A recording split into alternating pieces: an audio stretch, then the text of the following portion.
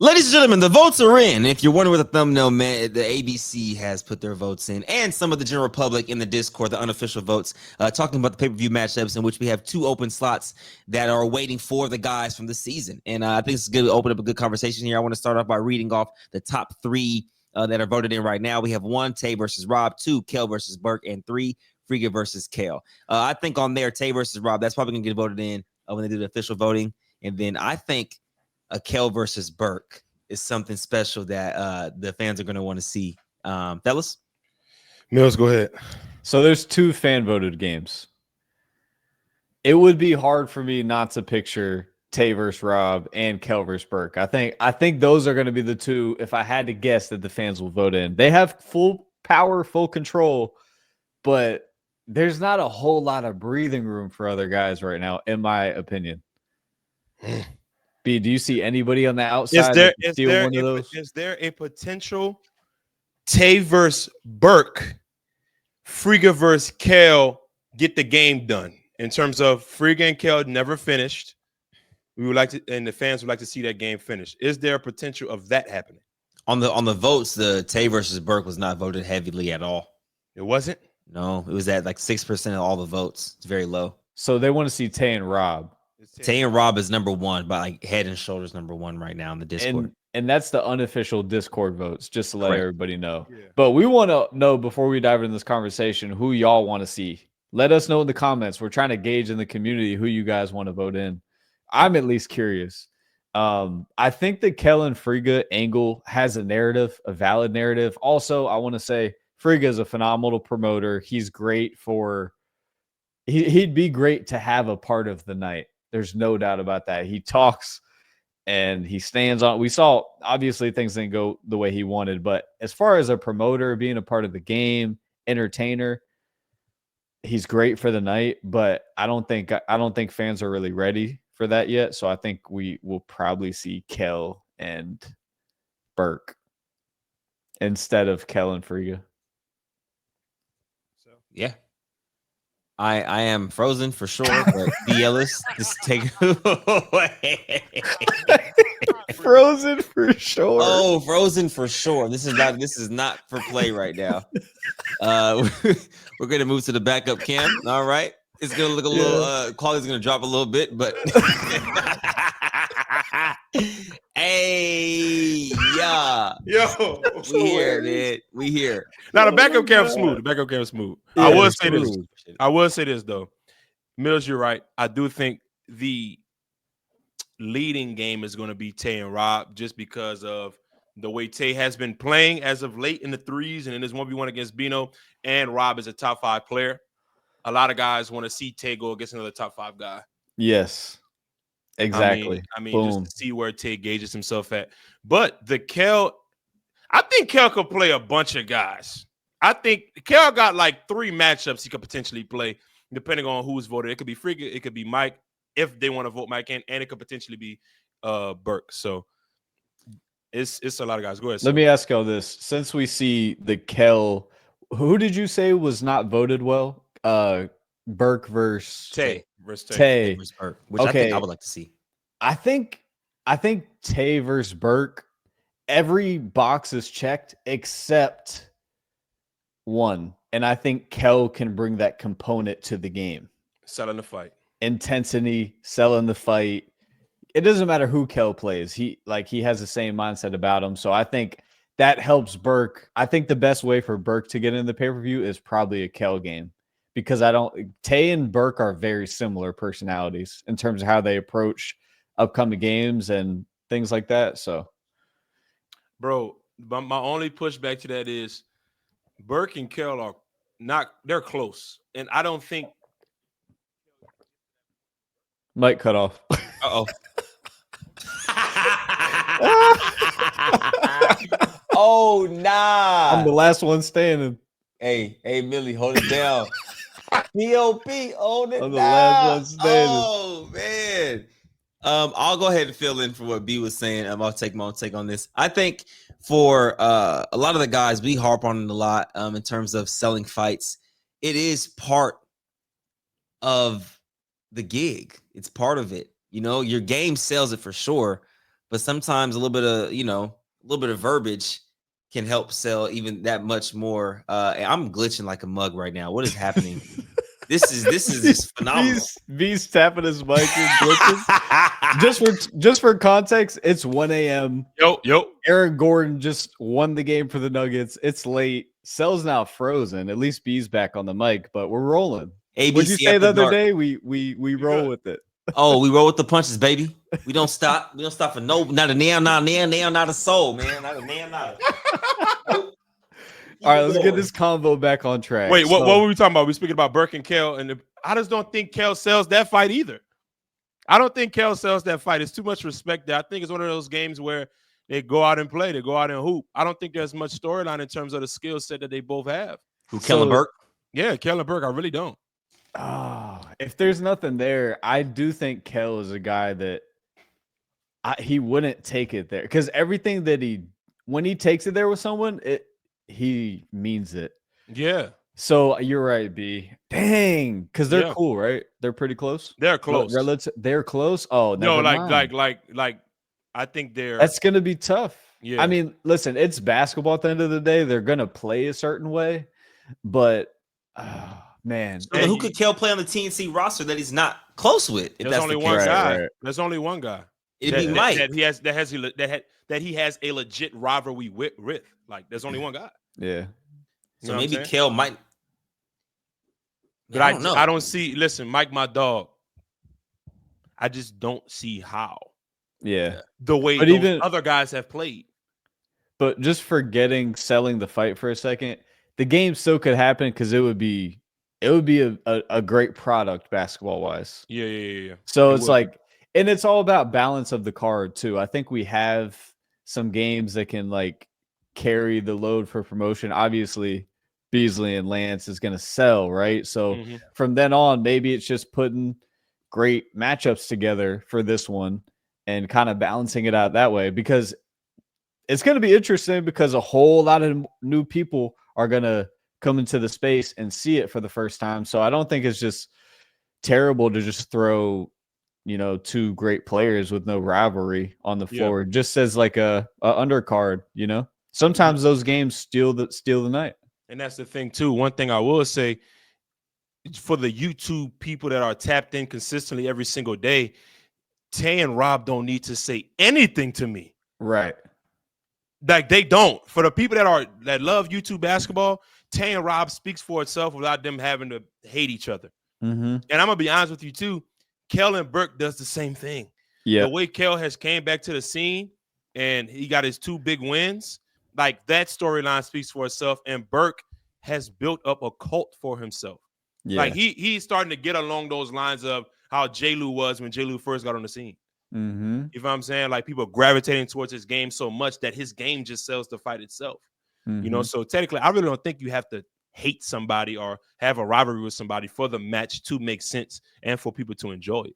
No, it definitely not. If you have, like I said, a top heavy card, or I don't even want to use the word top heavy, just if you have other games that can sell the night in itself, and then you fill the other games with great games. Because part of it is there is the aspect of people want to see the rivalries. People love rivalries. But I agree, though. I think that game could still happen. But I actually don't. Give me 2 guys, 2 dark horse vote-ins outside of those 4. Well, and then Friga, obviously. So 5. Dark matchup horse? Or just like players in general? Either or.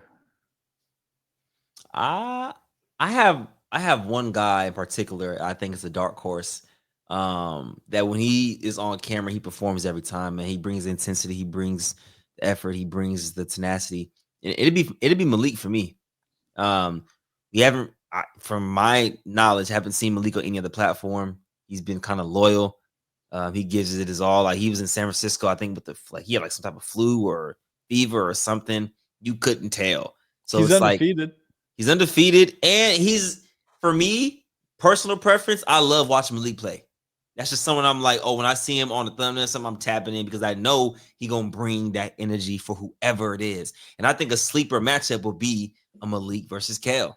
My personal opinion. So would that be a small guard matchup? Because I feel like bringing Malik into the picture, first of all, I've never like he has what it takes to be in a pay-per-view night, but I think the matchup's going to be important because if you bring Malik in, it's kind of like you're bringing the small guard division in a way. So I feel like in a pay-per-view setting, I would want him to see like defend his belt against another small guard. But that's my take on that. He takes the small guard role on, yes, but he could play with these other guys. Like Kel isn't much bigger than Malik. So, and Malik like 180, 185, solid. Yeah. For me, it's just branding. That's just the way I look at it. And so what other small guard could you bring in? There's not many. Yeah. At all. I mean, we've talked about them in the past. I don't know if it's going to work out and whatnot, but I mean, like a Darnell. Yeah. I don't think it's ever going to happen, though. I don't want to see it. You don't want to see it, B? Not right now. Why not? Because Malik is consistently on the scene. Every time he steps out, he shows out. Darnell hasn't been on the scene since he played J-Lu in terms of next chapter. And for the guys that have been fighting for positioning every single time they step on the floor, I don't think that should go to somebody who hasn't had like an explosion like the way Latin Davis did. Like we haven't seen Latin Davis in a while, but his explosion makes fans gravitate toward him. I wouldn't say Darnell did that. Do you think he carries that no matter? I think I could argue that he brings that regardless of when the last time he played, regardless if he had a singular moment within this community, because like I said, there's gonna be a lot of new basketball fans watching that night, and not even that night, but just moving forward. But you don't think Darnell has enough, like, I guess, like pop to his name or game to where he couldn't be a part of that game? He does have enough pop to his game. No, he has enough. How can I say this? He has enough pop to his viewership. I mean, viewership and relatability in terms of are like eyes gravitating towards him due to his size. You know what I'm saying? So he has such a great game for his, not even for his size, with his size, that people are like, golly, that's Darnell. You 4'11", he 5'1", whatever the case may be. And it can make a lot of sense in terms of, oh, wow, I want to watch this game. But I'm just talking about in terms of comparison to the guys that have been putting their rep on the line every single time Next Chapter has an event, season, city event, whatever the case may be. I think some of those guys deserve more opportunities. Right. So you're coming from a standpoint of he needs to earn it. Yeah. Within this space. Yeah. Fair enough. But so I think a sleeper could be Jay Horn. Could be Jay Horn. Because I think all three of us had him as the dark horse MVP going into the season, and he's kind of proven that outside of the tough L he had against Friga. But based on his team performances, he just played great in the 3v3 that just happened today. So it's like he's consistently putting on good performances, and I think he's about 5 pounds of shedding from being like in shape for 1v1s for real. Mm-hmm. So I think he could be a dark horse. I like Keyshawn too. Yeah. I just think I don't know. I'm all for playing the game, man. Like I'm a huge WWE fan. When you cut that promo, and I know it's scripted, I'm still gonna pay that pay-per-view to watch SummerSlam, WrestleMania, Backlash. Because the entertainment. Because the entertainment of it, you know, and like there's certain people where I could just pay to watch because of the game. Like an Eli versus Moon because of the game. Mm-hmm. They don't have to say anything. A Cam versus Latin, they don't have to say anything, but they're going to say a lot. So that's just already going to be exciting. And then the two undercards, let's say you get Tay versus Rob, their game speak for himself. I think you get that wild card game. You get that little BMF belt game. You know what I'm saying? Like that's what I'm saying. You know, like you get two guys that just are going to bark at each other. I think that's what's going to bring the emotion out. Yeah, the balance of the card, the contrast in styles and personalities. Like if we see 2 great basketball games back to back, I'm all for that. First of all, I think all of these guys are great basketball players, so I don't think we're going to lack talent necessarily. But for the guys like Burke and Tay, they have built their – I have total respect for how they've built their things. I think they should both be in that night, no doubt, especially those two. Especially those two. If those two aren't in that night, I would be disappointed. But I do think it would be interesting to throw a grudge match in there, 1 or 2. You know what I mean? Well, TLC. Just for the night, if we got like 5 games, great basketball, the rivalries, the grudge matches would be great bump too. But I just think the contrast of the card would be that much better if we're able to have that as a component. Check that box. So is that why you said Darnell Millie? I said Darnell because I think his reach in basketball and the notoriety of his name and game is massive. And I just think aside from, because I know we're also invested in this community, like in terms of like, it's a really tight knit community, and it's hard to explain, but I fully understand that you think he should earn it within this community. But part of me also is just like, I feel like the result of Darnell is good for the night. You know what I mean? Aside from the community. When Darnell goes out there, eyes are gonna open like, oh, yeah. I know exactly what you mean. And even a lot of people in the community, like it's not just like this would be disappointing for the community, because that's what we prioritize is what the immediate fans want to see, not everybody else. Like the immediate fans, the everyday fans are prioritized. But I don't think that they would be disappointed. I could be wrong. I could be wrong. Yeah.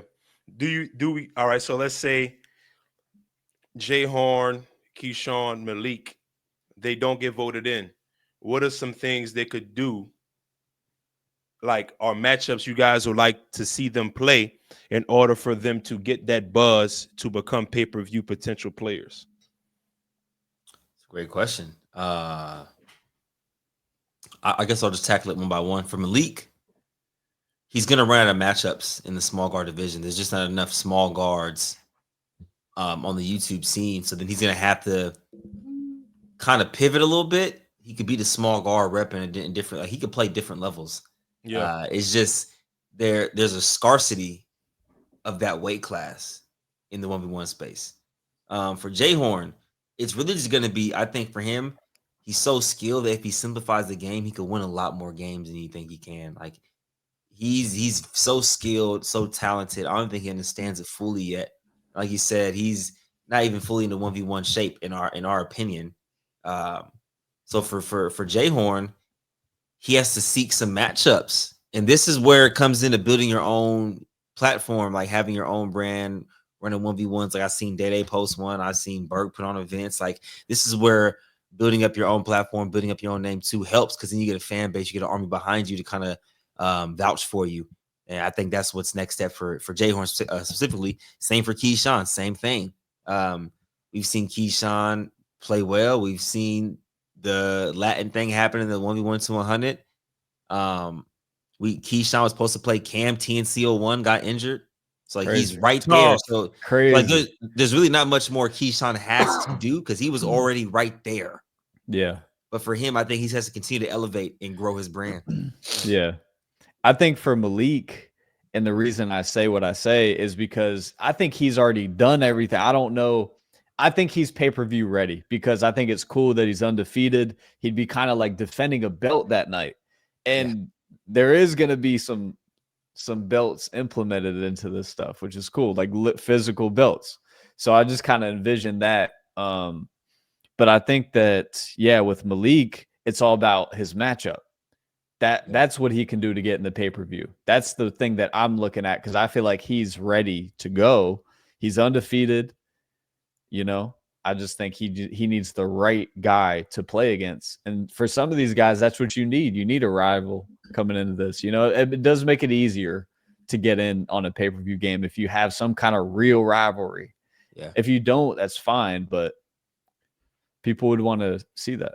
Maybe real quick, I just want to throw this point in there. I think from Malik, a David versus Goliath matchup would be a selling point for him. You give him a bigger matchup and you kind of sell it that way. But go ahead, B. Hypothetically speaking, if Pat were healthy in that season, Malik played him and beat him, would he get a Kel matchup in a pay-per-view? Depending on how that game went. Say that again, B. If Pat did not get hurt in the season, and Malik played him and beat him in that season, would he be at your top of the list of getting a Kel matchup? For Malik, yes. My thing is I prioritize different matchups with Kel for him specifically, and then I would want to see Malik play someone else. That's just me. I don't doubt that Malik and Kel could be a good game. I'm just not fully there with it. Okay. For a pay-per-view game. I'm going to be honest. I think 3 guys are locks. 2 guys are locks. I think Tay and Kel are locks. Based on how they performed in their one-on-ones. True. One was a rivalry. The other one was he was damn near out for the count and he came back and won. So I think those, and he's the MVP right now to me. Right now, if the season stopped today, he's the MVP of the season. So if you know what I'm saying? So I think it's out of like guys like Burke. I think Frigga. Who else? Who else we said that was supposed to play Tate? Rob. I think it's out of those 3 guys. I mean, I'd be surprised if Rob might be a lock. Yeah.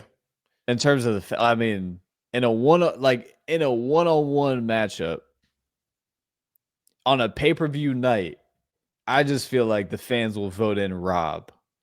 You know what I'm saying? Like he got the Colt. He's the Colt. Bro, and he's like a heavyweight. Like even if he's not, whether he's playing well or not, or whether he has the most momentum socially, I think his name and reputation might trump that when it comes time to vote, because people are just going to want to see him in there. I think we'll see how the votes go, but I'm gonna say this directly to Rob. This kind of like your last time to use that trump card. What do you mean? What I'm saying is you can't go in there and lose to Tay if you get voted in. Because that trump card that you have this season,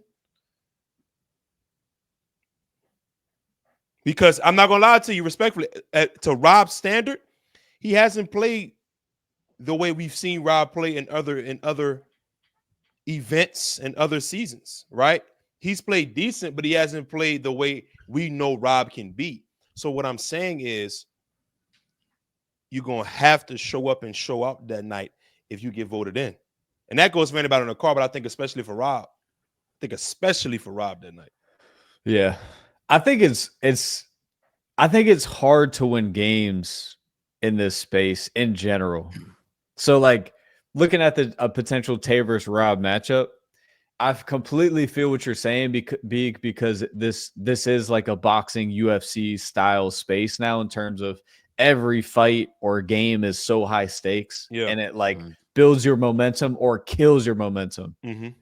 But if he's going up against a Tay, I mean that's a great game. Like I completely feel what you're saying, but if they put on a show, you know, what do you mean by his trump card? What do you mean by that? Describe that. His aura that he has with fans and the way his game, the way his aura and the way his game has been beloved by the fans for so long, he could lose some of that by losing to a Tay that night is what I'm saying. Right.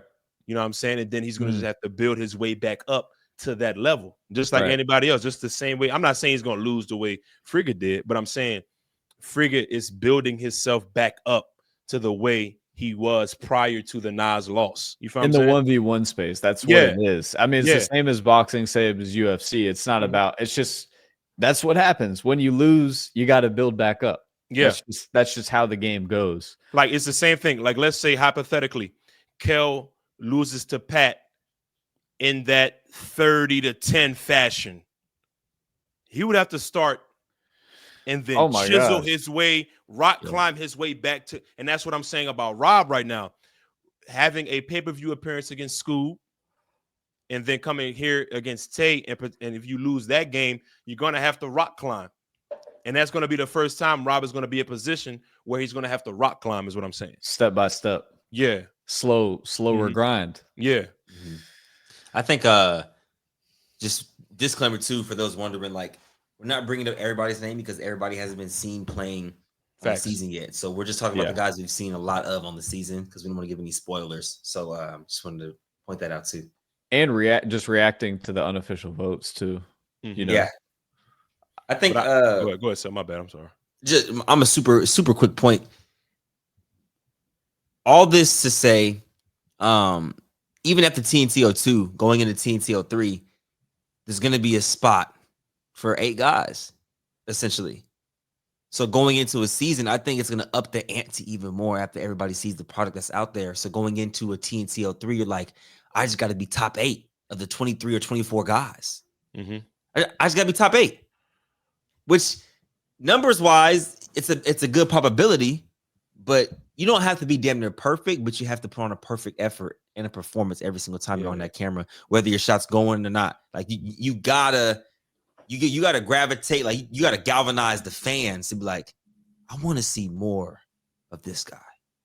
There's no time to be in your feelings about shit. So it's like that's what's so dope about it. The opportunity of like the window of opportunity is so small that it makes everybody, you know what I'm saying, on the P's and Q's.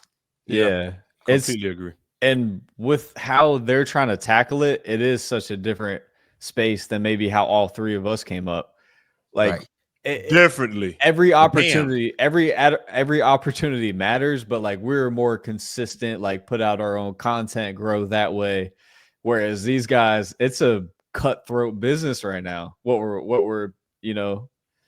I'm gonna say this: when I was coming up in the content business, the pay-per-view was cash versus flight. The last day in June, that was what everybody was waiting on. Like, I'm waiting on this cash versus flight. You know what I'm talking about? Like you versus Kenny. Oh Jesus. He hates talking about this.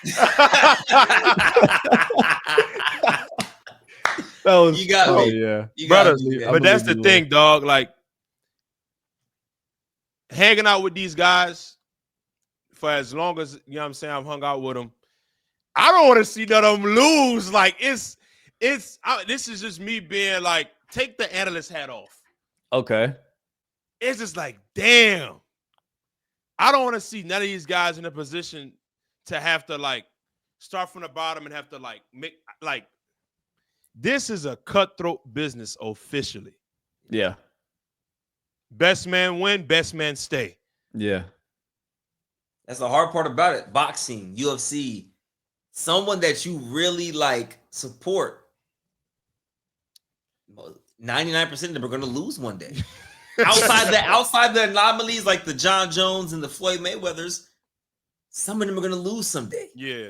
And that feeling that hurts. Then that feeling when they do lose, it's not like you lose a regular season NBA game. It's like you just lost the Super Bowl because it's a one-on-one and these games are hyped up and they're so entertaining for that reason. There's so much anticipation. And the more we can put at stake for reputation, money, everything, put it all at stake. That's what makes these games even so captivating is because of how cutthroat it is. So it is tough though to separate and compartmentalize, like analyzing this space and then also like being their friends and being cool with them. But that is why I feel like what we do is good because we understand the arena. So it's like we not just like, oh no, he's some shit. You know what I'm saying? No, oh, he can't do X. No, it's like, bro, when you out there and you gotta guard him while everybody's watching. There's no help side. It's you and him. That's a different arena. So before I even go out on a limb and be like, bring your ass out there. Facts, you know what I'm saying? Like all of us had matchups. I don't care if it's Kenny. That was a big matchup. I'm dead ass serious. That was a big matchup. You had Mills. You had matchups. No, it's important because we all respect what it is. We all like. We don't. That's why we don't down talk. And I think I would hope. I haven't talked to players about it, but I hope they don't take our observations or analytical takes personal because that. First of all, that's kind of what that's like the integrity of our job. We should do that. We have to call things out. But we also don't just like dump on players because we respect how tough this of a situation this is, and how hard it is to be a part of this community. You may watch, but until you play in it, I mean, it's a different level of respect. So let's say I have a question for both y'all. Can we get like a winner real quick? Winner? Sure. The top 2 matchups. Let's say it's Tay and Rob, it's Burke and Kel. Ooh. I'll go first with the Burke and Kel. I think Burke wins that because of the downhill capability. When Burke goes downhill, bro, he's arguably top 3.